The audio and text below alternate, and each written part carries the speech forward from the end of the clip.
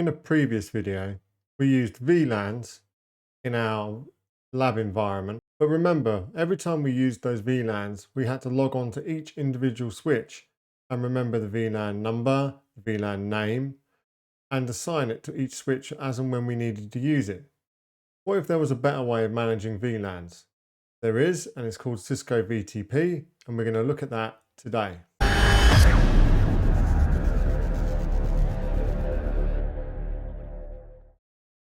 Welcome to the lab. Last time, we created 3 VLANs, VLAN 10, 20, and 30. When we wanted to use them, we had to remember to put them on each individual switch. That's 4 switches, typing the same number of VLANs into each switch. We then had to make sure that we remembered to name them correctly, use the same names as we used on previous switches, before we could use them and assign them to our end user switch ports. Now, that's difficult, time consuming, and complicated. There's a better way of doing it, and it's called VTP. Today I'm going to set up VTP version 3, and then we're going to demonstrate some pruning so that we can reduce broadcast traffic across our trunk links for VLANs that we are not interested in. And that improves network efficiency. Now there's one thing to note that I'll bring up here that I discovered earlier whilst looking through the Cisco community forums, was that VTP version 3, we have to manually enable pruning on all of our switches in our domain. With previous versions, you enabled it just on the server mode, and the clients would acknowledge that change. So we'll have to remember that moving forward, that as we're using VTP version 3, we have to enable pruning on our end client devices as well. So let's get started. So let's start with our main switch.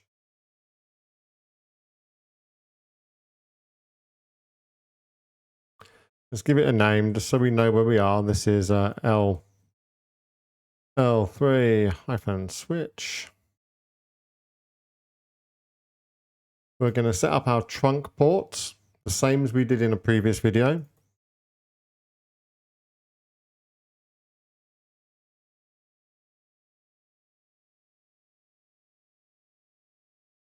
Switch port trunk encapsulation, remember.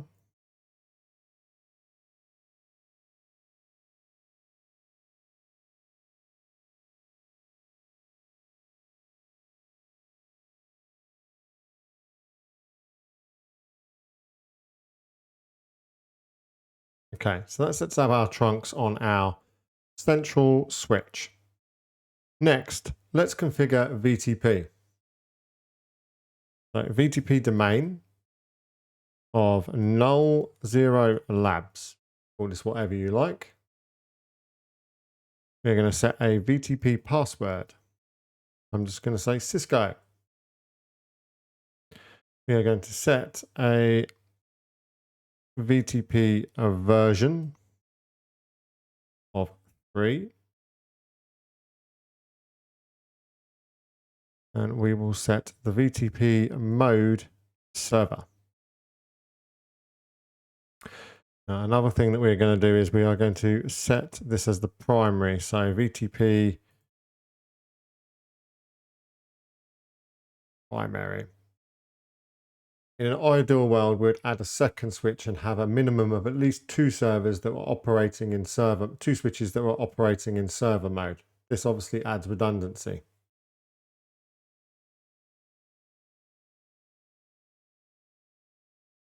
Now, if we look, we have our VTP server operating on our switch, our one central switch. So it's operating in VTP mode version 3. We have our domain. We can see it's the primary server. And we can see we have the primary ID. All good. Let's now jump onto our other switches and set them up so that they have their trunk interfaces, and we are left with a pure clean slate to start adding VLANs.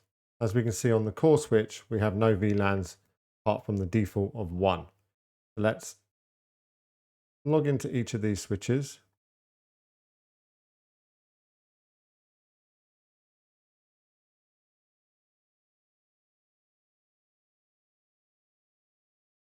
Host name will be F1, int G0/0, switch port, trunk, encapsulation is .1Q, switch port mode is going to be trunk, no shut, trunk, upstream, no shut. The difference here with the VTP configuration is that we are going to do VTP domain null 0 labs, VTP version is going to be 3, VTP password was Cisco, and the VTP mode is going to be client. Show VTP status. We can see we are operating in the same version as the server. We have our domain. We are operating in client mode, and we can see the primary server is the L3 switch. Let's go ahead and configure the other 2 client switches, and then we'll move forward with adding some VLANs. I'm just going to copy this information here for the other trunks so that we can duplicate it. So on the second switch, we're going to be host F2, G0/0, our trunk upstream, VTP domain is null 0 labs. Our VTP password is going to be Cisco.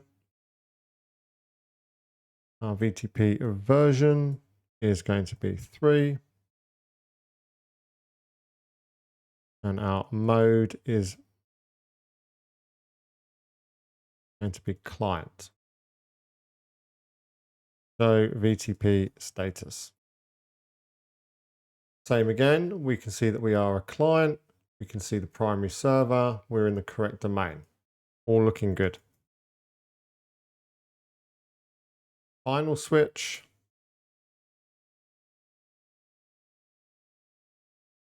Host name is F3. Upstream, trunk, configuration, done.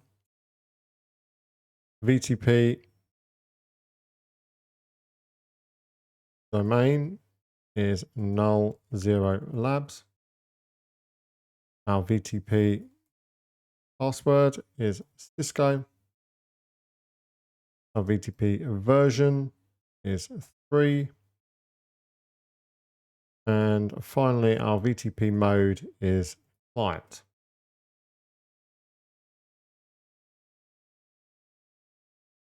We show VTP status. Again, we can see that we are operating as a client, and we can see the server, and we can see the maximum ported VLANs.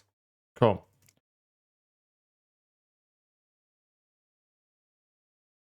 Save the configuration. Now we have our clients and our servers configured and our trunk links configured. Now we're going to add our VLANs. At the moment, we know we've got VLANs 10, 20, and 30. But at a later date, we'll probably add some more. So on the server switch, the main switch, we're going to configure some VLANs. Now I'm going to configure VLAN 10.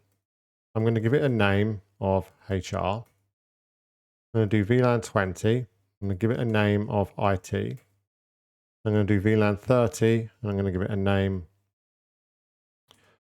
of finance.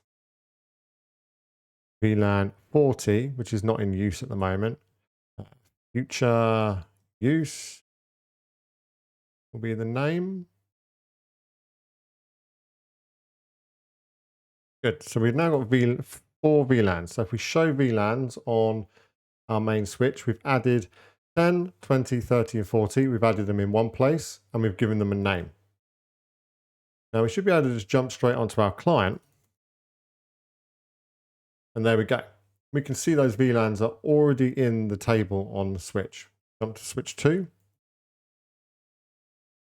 Again, 10, 20, 30, and 40 are on switch 2. Our VLANs 10, 20, 30, and 40 are on switch 3. All switches have matching VLAN tables. Great, and we only have to add them in one place. What happens if we delete a VLAN? So if we go back to our central switch and we say no VLAN 40, and that deletes the VLAN. We show the VLANs now. Now we can see we've got 10, 20, and 30. Go over to our other switches. We can see that that VLAN has now been removed. Perfect. No more having to remember the switch name, information, having to jump onto multiple switches to enter that information. Let's just recreate VLAN 40.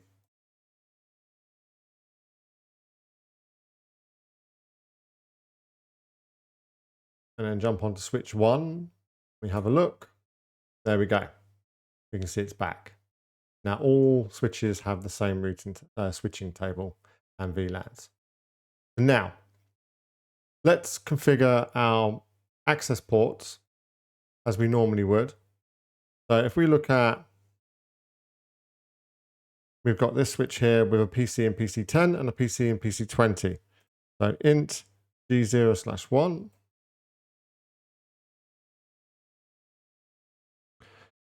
Switch port is host. Switch port, access, VLAN 10. G0/2. Switch port, host. Switch port, access, VLAN is 20.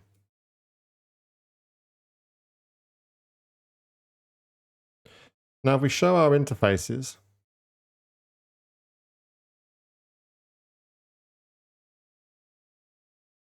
we can see we have our trunk link backup as normal. We can see we have our 2 access ports configured for our 2 VLANs, 10 and 20. Now if we show int trunk, we can see all VLANs are tagged on this trunk link. Say this PC here, VLAN 30, sends out a broadcast. It will also travel down this link because it's allowing all VLANs to be forwarded on this trunk.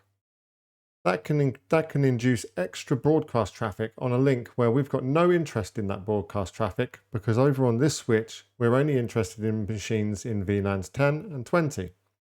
We can fix that by implementing pruning. So if we come up here to the server switch and we show int G0/2. So int trunk is the one I'm looking for. We can see that this trunk link down to this switch is also allowing VLANs 1, 10, 20, 30, and 40. Over here, we've only got machines operating in VLANs 10 and 20. So we're not interested in broadcast traffic for VLAN 40, VLAN 30. We don't need that extra traffic clogging up our link. Come down to our switch where nobody's ever going to reply. So to fix that, we're going to enable pruning. So within our VTP, we're going to turn on pruning. Now, as we remember, that document also says that we have to do it on our endpoint devices. So we will do that. So we can see that we've now turned it on the client side. We can see pruning is now enabled. We jump back over onto switch, show VTP status. So VTP status. Cool. We can see again, pruning mode is enabled. So now if we show int trunk, we can see that VLANs that are in the forwarding state are only VLANs 1, 10, and 20. Which is perfect, because now this link will no longer receive any broadcast traffic for a VLAN that is not in use on this switch. If we was to put a PC here and put it into VLAN 30, then by default, VLAN 30 will then be allowed on this list and it'll be allowed in the forwarding state. And this is a great way to maintain network efficiency by reducing the number of broadcasts that have to travel across links. So let's configure the rest of these machines and we'll see that these forwarding states will get pruned based on the machines that are in use or the VLANs that are in use in those switches. So on switch 2, we have VTP running. We're not running any pruning. But what we would do is we will enable it. So VTP pruning. We will int g0/1.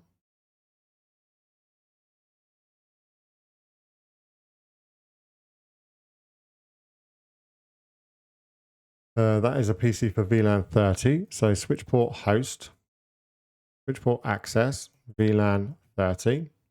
No shut. Int g0/2, switch port host, switch port access, VLAN 20. No shut. So show int status. We have our trunk. We have our two client ports, 30 and 20. This is correct because it's the client side. So even though it says it allows the forwarding of VLANs 10, 20, 30 and 40, the only broadcasts that will be emanating out of this link will be coming from 20 and 30 because there is no other machines in this zone. On the core switch side, we'll see that we're now only allowing 20 and 30 to come down. So any other location that sends out a broadcast, it will not get sent down this pipe towards this switch because we only know that 20 and 30 VLANs are operating down here. So when this machine sends out a broadcast, it can come down because it's VLAN 30, it's allowed. Let's do the final switch.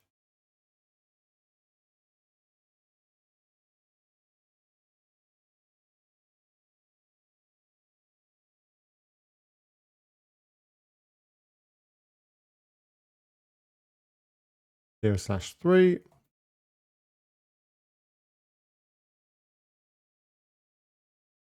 VLAN 30. So int status. There we go. We can see we've got our upstream trunk and our two VLANs of 10 and 30. Now, if we show VTP status, we need to enable VLAN pruning. VTP pruning is now on.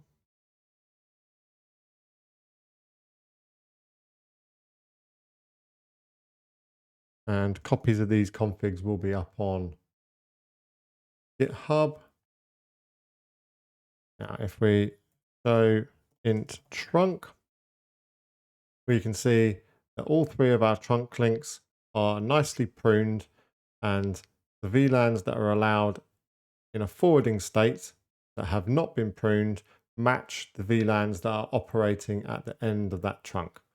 So for this trunk link, we have VLANs 30 and 10, which is correct. Operating over this trunk, we have 20 and 30, which is correct. And operating over this one is 10 and 20. Now, all three of these trunk links are configured in the most effective manner that they will not be receiving unnecessary broadcast traffic for machines or VLANs that they are not interested in. So to test that everything's working, let's do a ping between our VLAN. So ping 192.168.10.20. And we can see that our PC in VLAN 10 can come up, cross the trunk link, down the trunk link, and reach its corresponding VLAN in PC 10 over here. So there we go. Everything is all functional. And that is as simple as it gets. VTP spreads VLANs across your switches so that you don't have to remember to go and enter these in on every switch. You don't have to then go and update them, delete them. You can manage them all from one central server switch. Isn't that great? Right, I hope you have a great weekend, and I'll see you on the next video.